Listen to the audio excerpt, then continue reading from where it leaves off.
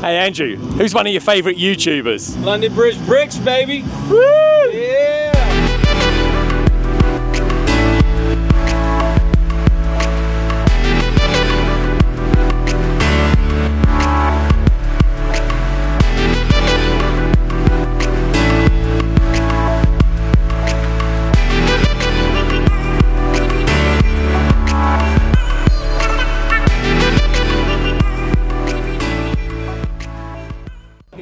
Hey everybody, hope you're all safe and well. So today's Wednesday, it's 3:30 in the afternoon. Everyone's now starting to set up. Registration's, well, kicked off anyway, and there's still plenty of people coming in. But as you can see, this place is absolutely ginormous. So the doors to the convention centre's open now, so people are starting to bring their stuff in and set up. But earlier on today, we kind of got up and I don't know, I'm still not sleeping that great. I had about 5 hours last night, which isn't too bad. So I kind of feel functional, but I'm kind of zoning out every now and again and trying not to fall asleep in the back of the cars when I'm being driven around and that. But anyway, Lego Team B kindly this morning took us over to grab some breakfast at Wildberries, and that was really nice. And my God, some of the portions that they were giving out to people there was absolutely epic. Honestly, it was kind of like a heart attack on a plate or something like that. But it was kind of like ended up being what I think is going to be like an all-day breakfast, an all-day meal for everyone, because it was just so much food. And then after that, we went over to Target. Now, I've never been to a Target before, so I wanted to check out and just see what their sort of Lego discount stuff was like. Anyway, and I'd say probably something like 3/4 of the sets that they had on sale there were about 20% off, which was really good. Now, seeing as that I've never been to Target before or anything like that, so I just kind of picked up just that new Captain Rex microfighter set. So just a bit of a keepsake to say, I've been to Target. At least finally, anyway. And then it's back here. We've just been registered, and we've just been meeting up a few people as well. I just met up with the likes of Jean's version as well, which was really, really cool. I got a sig fig off her as well, which was so nice of her. I saw Mayo as well. That was pretty good. And of course, I saw the legend himself, Cody. So I'm kind of pretty excited. It really is a bit of a who's who here, and everyone's setting up now. So I'm just going to be sort of wandering around, kind of helping out here and there, and just kind of seeing it all develop for the rest of the day.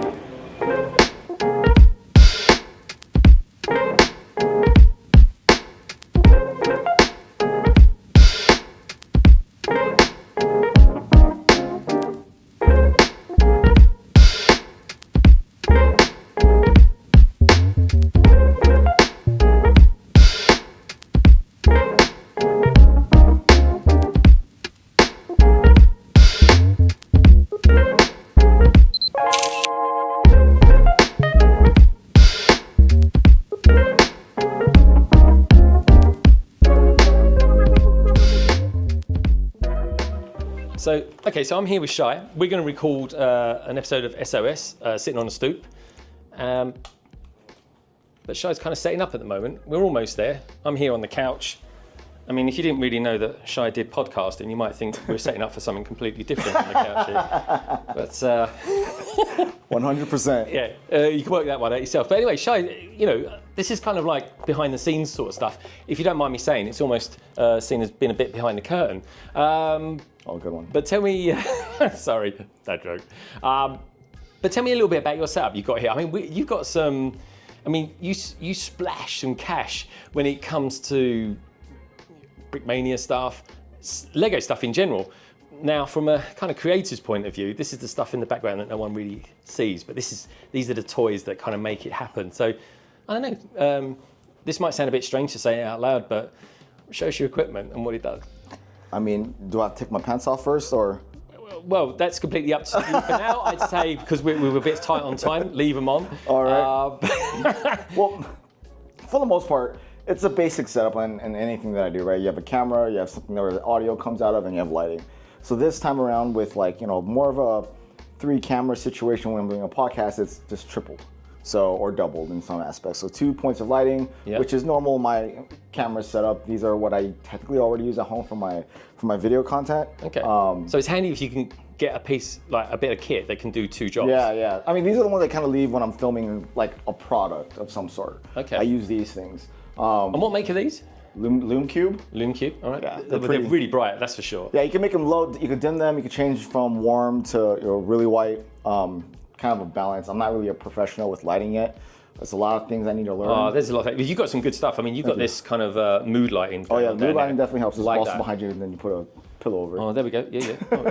Oh, let's move that. There Don't it is. overheat it. Don't cause a fire.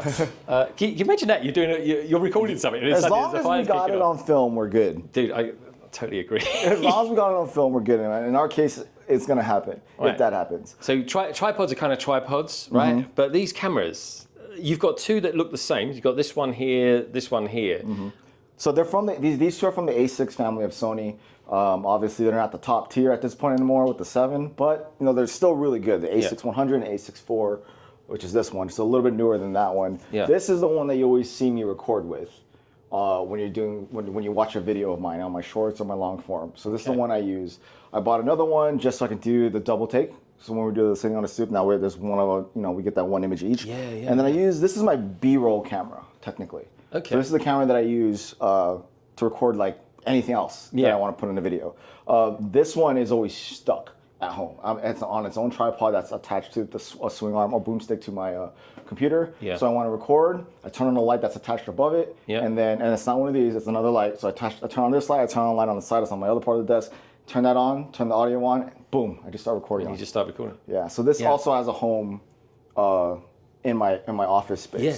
Well, the thing is, right, the thing that you always need, I think, when you become a creator or want to become a creator is you want to be able to create as quick as you can and just turn on a few buttons and start creating and doing your thing, especially when it's something that's kind of impulsively just in your head. Exactly. So I immediately turn this one off first. It takes a second to load. I turn this one on, turn on the light above, turn on the light to the side, so that we get 2 points of lighting, a little bit more dynamic than the 3 points of lighting.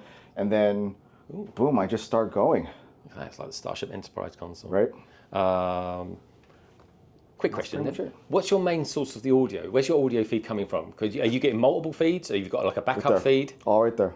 All the audio is getting plugged into the soundboard. Okay. So as you see, there's Oh, two cool. mics. So you've got the mics there. It's got the mic there. The mic there. We're gonna do handheld mics because the ones that I have are only meant for high tables. And since I'm traveling, I can't bring the actual big mic stands. Yeah. So well, you've got the weight, the cost, and all that sort of thing. plus they're too long. Yeah. They're too long to pack. Yeah. So I can't. But even this is put pretty them. good. And to be honest, like the way I've got my room set up as well, I've got my sofa goes across there. I've got a really nice image.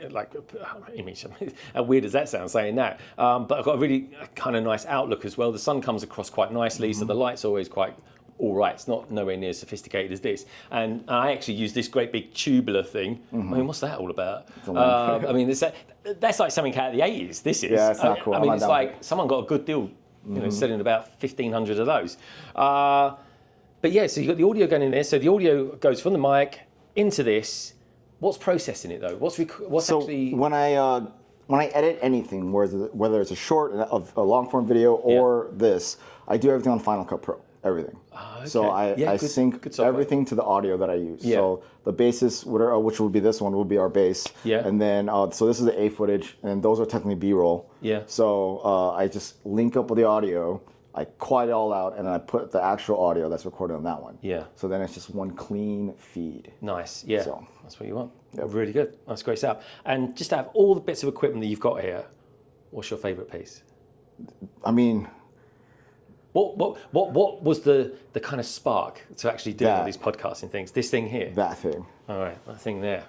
Very nice. A podcast is really nothing without audio. Yeah. That's the whole point. the main thing. It's the main It's thing. 100%. If you sound like crap, you can look like crap, but as long as your audio is good, Yeah. you're fine. Everyone can Yeah. still function with what they're doing anyways. And most people who watch podcasts are not really watching it. They're like listening to whatever you're doing. Yeah, I mean, So- I've got YouTube Premium. I don't think I can go back to. No, I can't watch having ads. adverts. I Yeah, can't no, do that. no. And the great thing with that is that you're able to watch a video, and then you can kind of turn your phone off Mm-hmm. and still listen to it at the same time. Otherwise, if you don't listen to anything.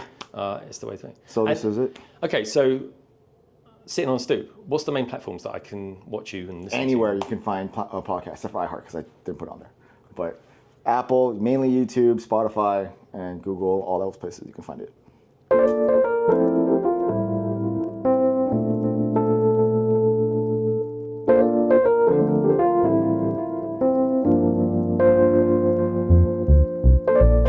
Yeah, it needs a new mold. You know, it needs a new mold. You can't have a new mold. Why not? They made a new mold for Darth Maul. Yeah, is it that much of a big deal to do a new mold? The Clearly not. defenders of Lego say it is, but like they make.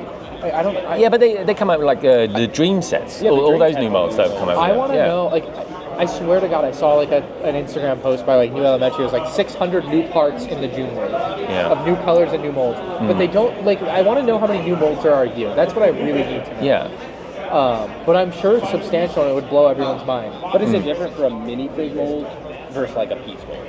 Sure, I'm sure you have less usage, but like you're gonna make the money on it. Whatever. Yeah. Right. But I'm sure you're probably not wrong. I'm sure it is different. But like as a consumer, I don't care. Yeah. Make the good thing that we want to. You know what I mean? Right. Yeah, Dexter Jetster, that'd be a good one. I'm trying to think like a figure that wouldn't require. I've got a figure that they've never made. Yet this guy was absolutely key in Star Wars in history, right? Galen Erso. Why have we never had Galen Erso? A George Lucas figure would have been killer as the seventh figure. Yeah. I know why they're doing that the would have pink been R2. clever. That's too clever. I know why they're doing the pink R2, and I get it. There's a very cool story behind that. But like, you're not gonna tell me George Lucas wouldn't have been like the real cherry. Give me all the directors of Star Wars. What about that as a 25th anniversary? All the directors of the Star Wars movies. That's an interesting split. Anyway, how are you getting on in your new home? Anyway, we've been kind of following you from time to time and stuff like that. He's got a newer house. I know he's got a newer house. I like your kitchen, by the way. Thank you. It's a nice shade of grey. Is yours still like empty? It's not empty. It's where we want it. Yeah. Like we want You want space? Right, yeah. But like it's very modern, like open. Yeah. Concept. Yeah, you got to work on that echo, by the way. You got a bit of an echo in your reviews that you do on your kitchen worktop. I don't have anywhere else to go. Right now. I don't have any other room. I'm working in the basement, like for Lego. Oh, okay. A nice space for Lego. What about Brixie? He's got some room, surely. Oh yeah. That's like. I mean, it's humongous, isn't it? I mean, this whole space here is probably the size of his Lego room now, isn't it? Do you know square footage? Well, this is 100,000. Well, yeah, I'm saying like. I mean, he's got to be 20,000. That's massive. His garage thing? There's no he's, way. He's warehousey. I don't know. I've seen like it in thumbnails. Yeah. You're right. Yeah. I would assume it's about as big as like this section. These two bays. Area. Like, but he's unlike. He's got like I don't know. I haven't watched it. I would give him 3.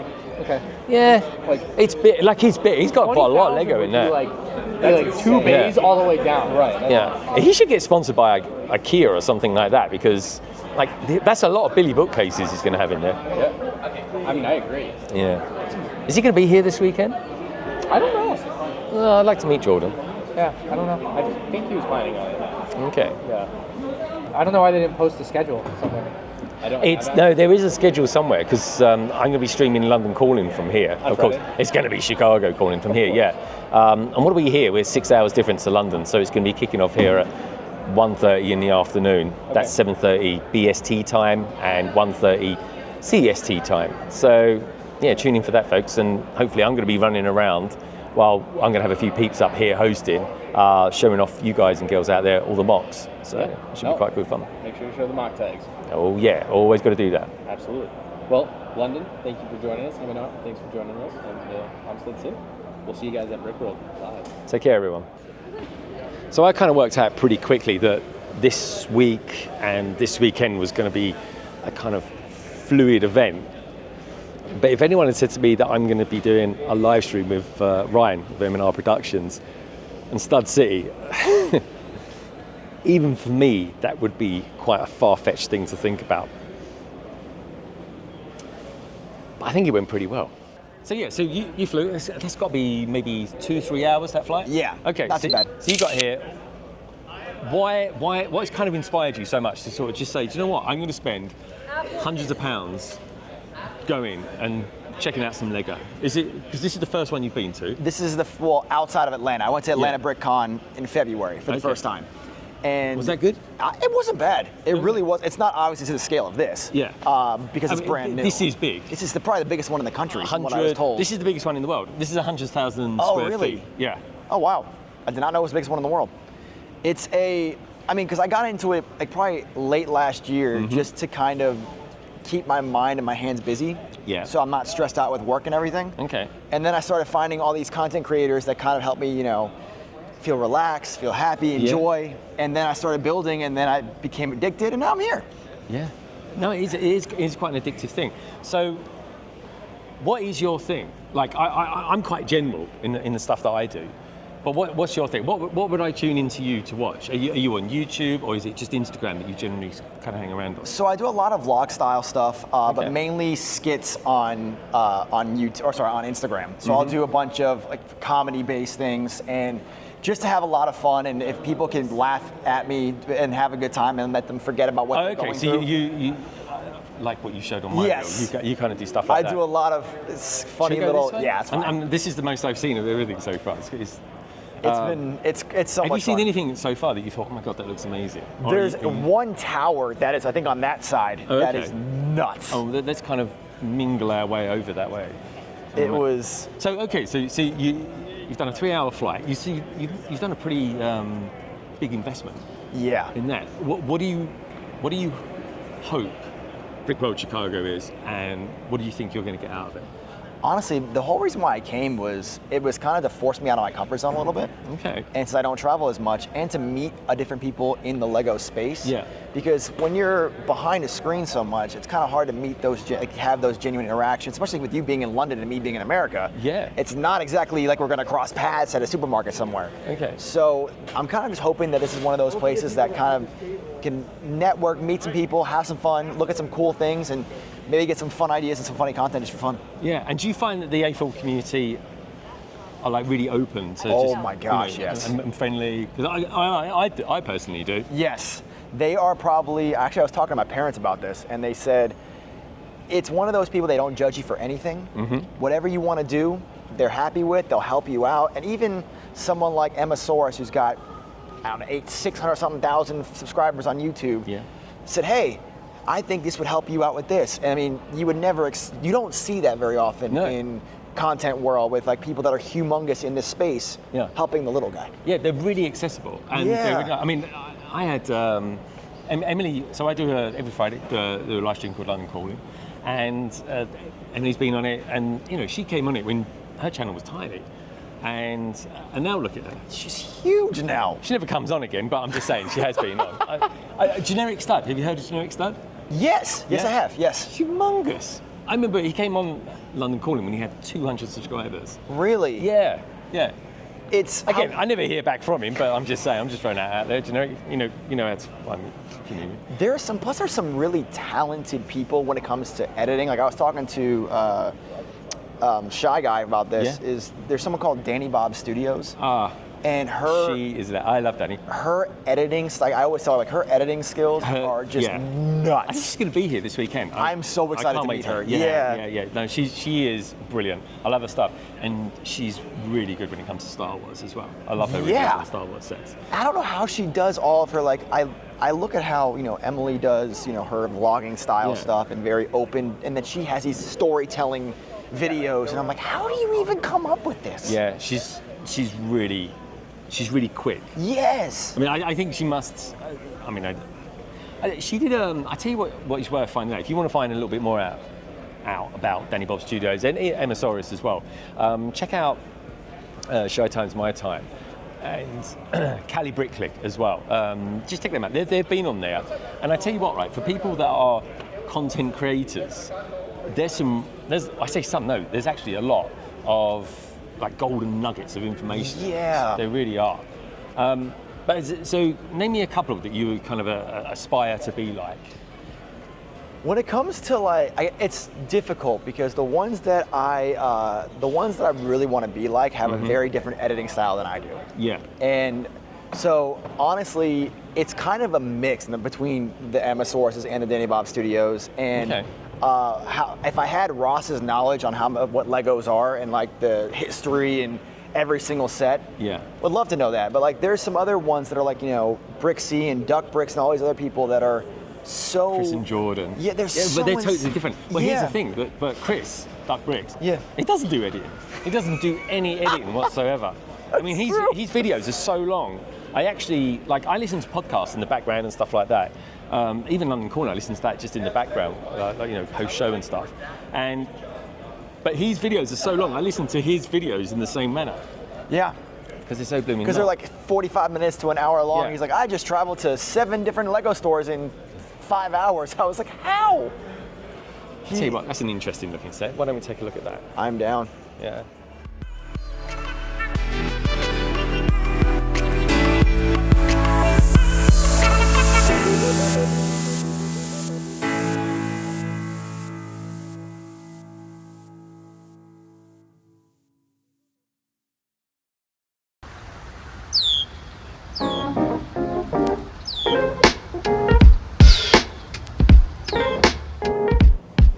Good morning from Brickworld, Chicago, day 3.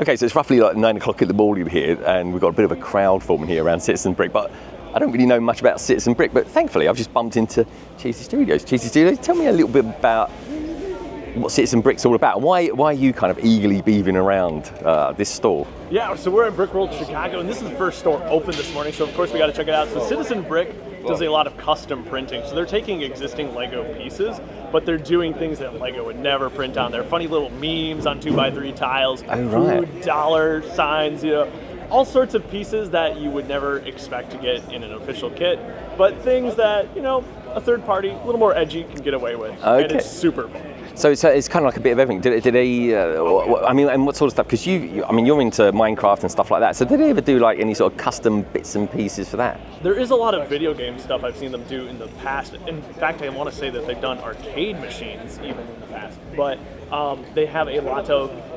There's a lot of military stuff. You'll see a lot of that at shows like this too. But my favorite thing is just the food items. You're talking about like Star bricks printed, coffee cups, and you got Brickanos instead of Domino's, pizza boxes. Oh, I like it. So if you've got like if you're mocking up like a Lego city or something like that, it would be ideal for that like kind of thing. Like a grocery store, you could have a heyday at the parts here. Ah, this sounds great. Okay, all right, I'm gonna have to check it out. Thank you so much.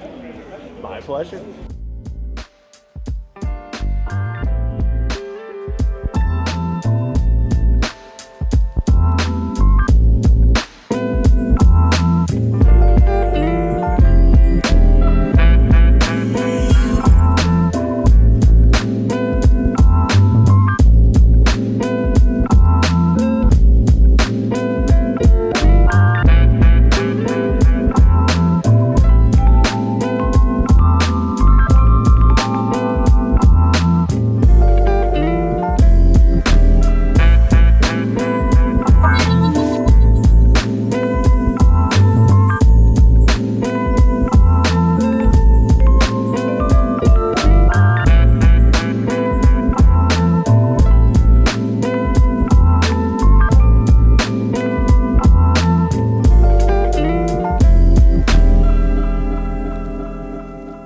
So if you cast your mind back a couple of years ago when Lego came out with set 21377, the foosball table, or as we like to call it in Europe, table football, it was one of those sets that kind of quickly became obsolete. It retired after about a year or two. I mean, certainly you can't buy it now, and that was only 2 years ago, which, I don't know, between you and me seems like a lot longer ago.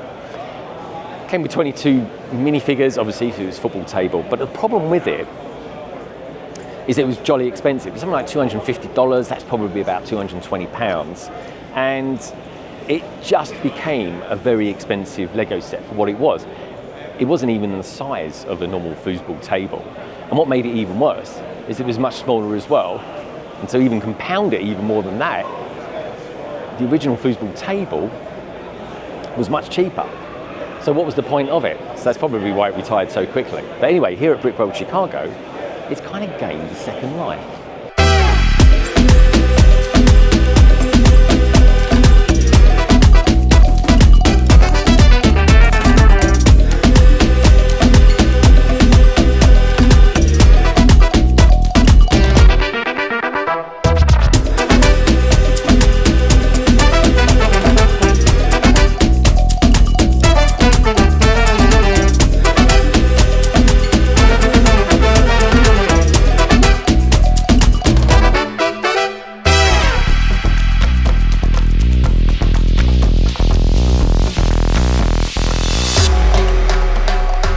So I'm here with the very tall Sean from the ACOB.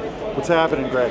exactly. What is going on? Look, man. Why all of a sudden are you guys getting involved in soccer? What's all that about? Well, you know, we're trying to get ourselves, you know, a little more. What's the word? Is it educated? No. Culture. Thank you. Yeah, See, yeah. I don't even know the word. Yeah, yeah. We're trying to be a little more cultured, like our. That's with the our C as well, by the way. forefathers, right? I mean, you guys started this thing, and we're just picking it up where you left off. Look, Lego foosball. Everybody said the set was terrible. Yeah. Blah blah blah. I think it was a lot of things. Definitely overpriced. But when everybody kept bashing it, we were like, let's make lemonade with this thing, and we have turned this into an annual. It's a thing, man. Our second ever Lego Foosball World Championship right here at Brickworld, and we're in the second and third round matchups right now, getting close to the finals. Almost 64 entrants. Very exciting. Have you got any idea who you think might actually take it? I mean, how's the current champion doing?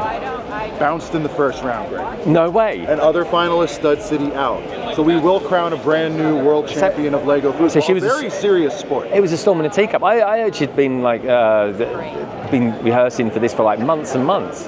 Here's the deal. Next year, Yeah. you're going to add that bit of authenticity. Me and you in the broadcast booth. Yeah. Let's do this. All right. Yeah. We're in? We're in. All right. Good deal. Using Queen Amidala as a foosball player, I'm not too sure about that. Let me know what you think about that down in the comments. And what did you think about the foosball table in the first place? Anyway, was it a bad decision to do it? Should it have been bigger? Should it have been cheaper? I don't know, but let me know down in the comments below. And you know what? If you happen to have been here at Brickworld Chicago and taken part in that as well, let me know how you got on too.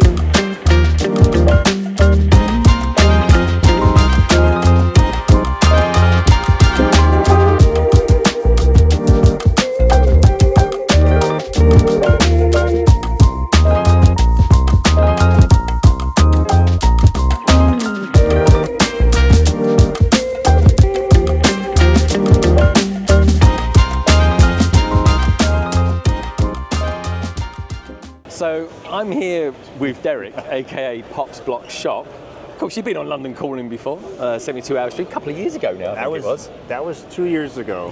Yeah, maybe 3.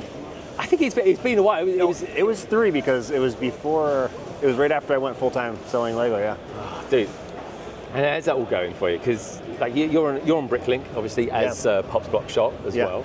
And you're on Brickhouse too. Yeah. And of course now you're here at, I sell in Chicago. I sell on eBay and conventions, so I'm doing 4 different things. Wow. So you're a proper full-timer when it comes to reselling? For three solid years, yeah. Wow. It's a lot of work. That's it. And you do some YouTubing and stuff like that. Like people are genuinely interested in your vlogs as well, aren't they? Oh yeah. I mean, it's a niche thing. Yeah. You know, I don't gain too many subscribers at once, but people have a good following. Yeah, but people are interested though, because Bricklink, it's one of these, like, when it comes to Lego and being an AFOL and being part of the community and stuff like that, there's so many levels. Like my sort of level is, I don't know, YouTuber, I guess, content creator. You're a content creator, but you also, Bricklink is I'm a reseller. Yeah, I'm a reseller at heart, and I show my processes, you know, so it's just fun, you know. It's like, I have the people that watch my channel mostly do what I do. They resell and they like to see stuff I do or try to get tips to motivate. It's motivational. It's motivation, it's learning, and it's hard because it's boring reading the manual. There's no manual, is there? There isn't a manual. No. Like totally, there isn't. No, you're really trying to keep yourself on task, and by seeing other people do it, it really helps. So Derek, with that in mind, you're here at Chicago 2024. What is it you're selling? I was just restocking. Lots of minifigures. I was just restocking this morning. It's Thursday now. I was open from 9 to 12 this morning, and this thing, I sold a ton of stuff off here. And I have so much back stock. It's insane. So. So you get, I suppose, doing all the Bricklink stuff and things like that, you get a lot of figures. And what would you say was like one of the more expensive ones, the rarer ones that you've got for sale today? I don't have any out right now, but I'll grab my bin and show you in a minute. Yeah, man, definitely. I have a bin of some good stuff. Okay. So what do we get here then? So what's the difference between all these minifigs here compared to all the minifigs over there? So this is like $8 and up, anything on here. Okay. And so these are good, just some more unique ones or popular ones for the public. Yeah. That really that catches their eye, they want it, type of thing. And then this is my best seller over here. It's just 5 minifigs for $25. Okay, so it's like sort of a minifigure bulk, if you like. And depending on where I'm at, sometimes you can get 5 for $20, because depending on my expenses to go to a place. So. Oh no, you got some really nice minifigs there. Yeah, there's some unique ones in there too. That's really nice. But this back here, this doesn't look like very much here.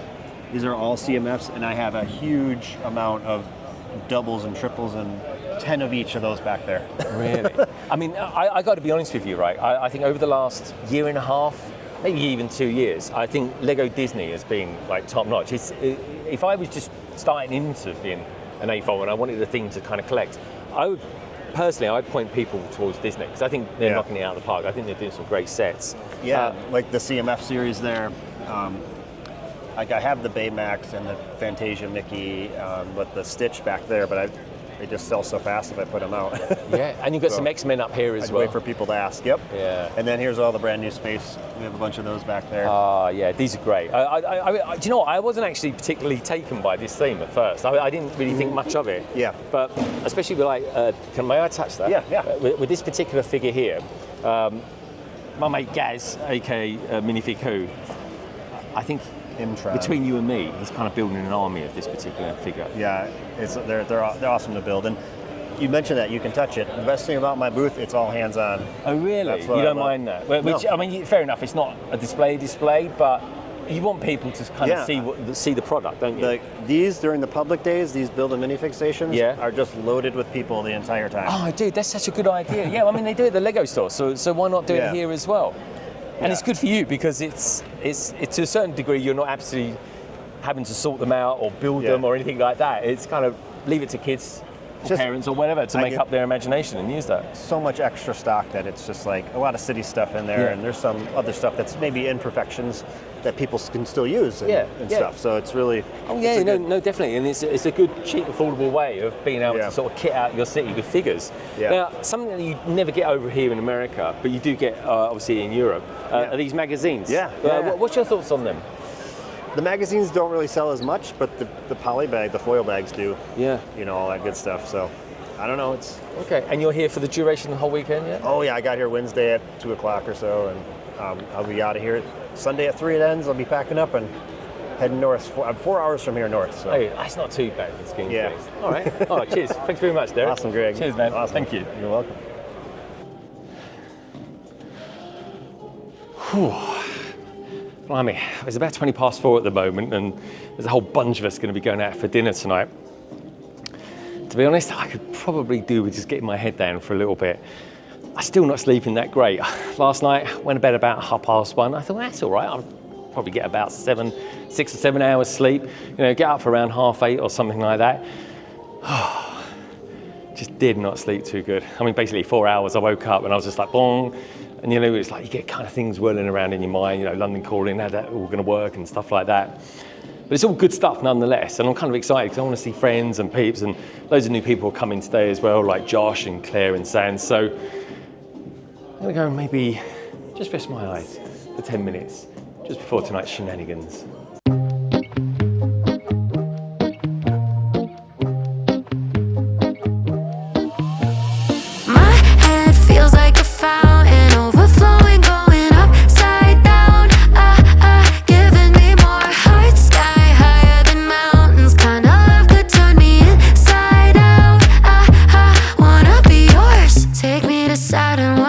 Tangled up in your sheets, I'm leaving traces of golden. Yeah, when you're holding me, no, I probably sound like I'm losing my mind, but I swear every time you look in my eyes, my head feels like a fountain overflowing, going upside down.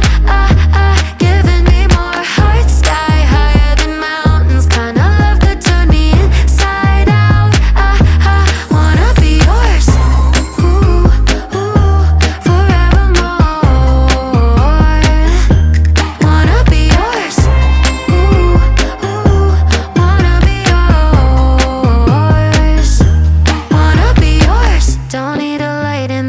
With you, it's a neon dream.